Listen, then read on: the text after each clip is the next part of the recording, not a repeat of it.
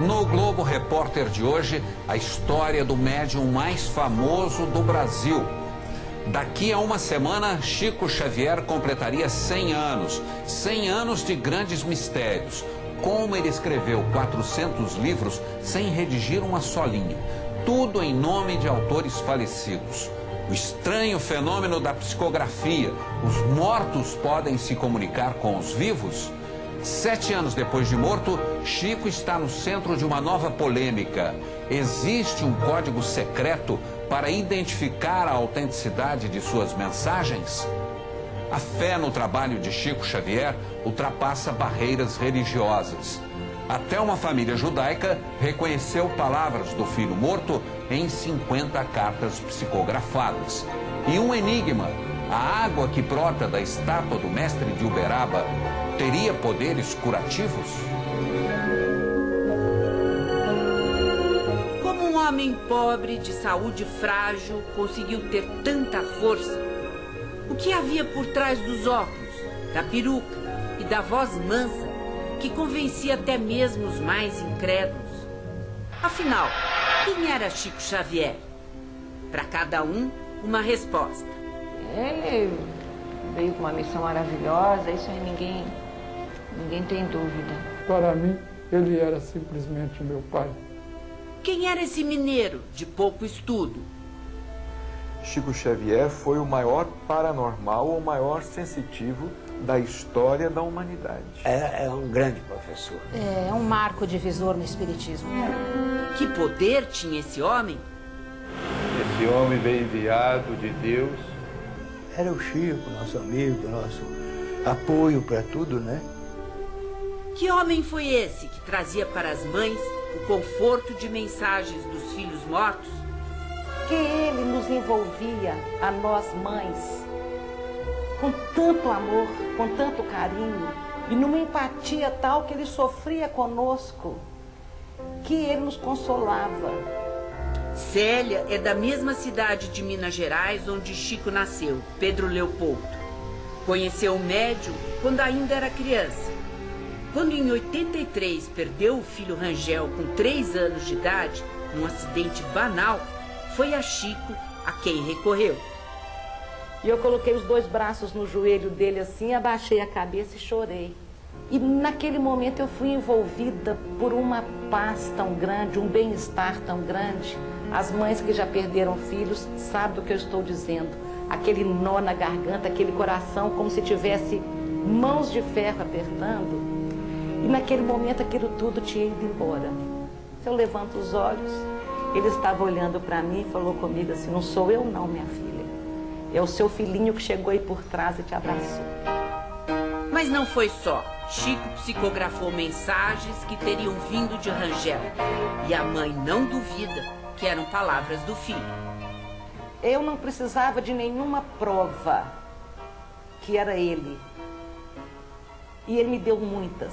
E aí a gente encontra na mensagem de Chico os nomes do meu pai, da minha irmã que havia partido em 1972, de uma tia do meu marido que havia partido aos 18 anos em 1954. A vida foi muito dura com ela.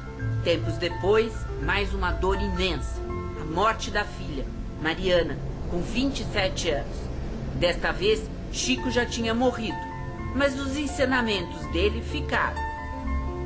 Acho que o Chico, de alguma forma, ele amparava minha filha do lado de lá. Então, ele não fez falta nesse sentido de não estar mais aqui entre a gente. O maior médium brasileiro deixou um rastro de admiração que resiste ao tempo, aos credos, às teorias científicas. Mas Chico deixou como herança também um enorme mistério. Perguntas sem respostas. O homem, hoje idolatrado pelos seguidores, sofreu antes de ser reconhecido. Quem vai acreditar em mim? Se perguntava o menino Chico. Foi uma infância difícil na pequena cidade mineira de Pedro Leopoldo. Aos 5 anos, ficou órfão de mãe. Logo começava a ver espíritos. Vou te contar um segredo, quer? Nesta cena inédita do filme Chico Xavier, o pequeno Chico aparece conversando com a mãe já morta. Você é o homem mais especial e corajoso que tem por esse mundo todinho. Especial é diferente? É porque eu vejo e escuto que ninguém mais vê e escuta? Era mesmo um garoto diferente e o pai ficou assustado. E meu pai não concordava com as minhas informações sobre vozes que eu ouvia. E o sacerdote que me confessava era um espírito de alta elevação.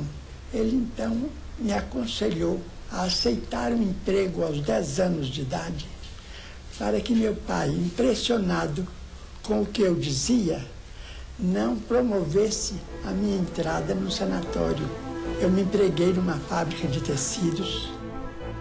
Aos 21 anos, desacreditado, chamado de louco por muita gente, algumas vezes Chico Xavier se recolhia e vinha descansar e pensar à beira deste açude. E teria sido aqui que ele viu pela primeira vez o espírito de Emmanuel, que o acompanhou por toda a vida. Poucos meses depois do encontro com o guia espiritual, chegou às livrarias o livro que escandalizou o país, Parnaso Além Tudo. E ele colocou no papel poemas assinados por Castro Alves, Olavo Bilac, Augusto dos Anjos, e estrofes, e rimas, e versos, e estilos muito impressionantes. Era uma coletânea de 59 poemas, todos inéditos, assinados por poetas famosos e já falecidos. Todos os jornalistas da época, acadêmicos da época, ficaram impressionados também. Por causa daquele livro, o Chico virou alvo de sucessivas investigações, né? Então, como se explica isso? Porque ele dizia, os livros não me pertencem, eu não escrevi nada, eles, os espíritos, escreveram. Foi a primeira obra de uma intensa produção literária, sucesso de vendas. Mas Chico nunca recebeu um centavo. Viveu com o salário de escriturário até se aposentar. Toda a renda dos direitos autorais foi para instituições espíritas. Os livros não me trouxeram dinheiro e nem me dão dinheiro, mas me trouxeram aquilo que eu considero muito acima do dinheiro, que é a amizade de muitos amigos. Ele ganhou projeção nacional a partir da sua primeira e histórica participação na TV em 1971. No programa Pinga Fogo, ele respondia perguntas de todos, jornalistas, da plateia e de convidados.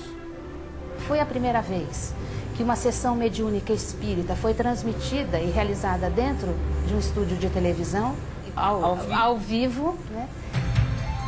Hoje, o Brasil é a maior potência espírita do mundo. A partir do trabalho de Chico Xavier, o espiritismo cresceu no país. Ele tem um legado fundamental, ele criou padrões da prática da caridade, padrões na literatura, padrões de exercício da prática mediúnica, o próprio ritual de exercício da prática mediúnica, especialmente a psicografia. E as psicografias de Chico Xavier ajudaram até a mudar os rumos de uma história policial em Goiânia. Num caso inédito da justiça brasileira, as mensagens do além ajudaram a inocentar o acusado do crime. A própria vítima, em mensagem psicografada, teria esclarecido: foi um acidente. O juiz aceitou as palavras do morto e absolveu o réu.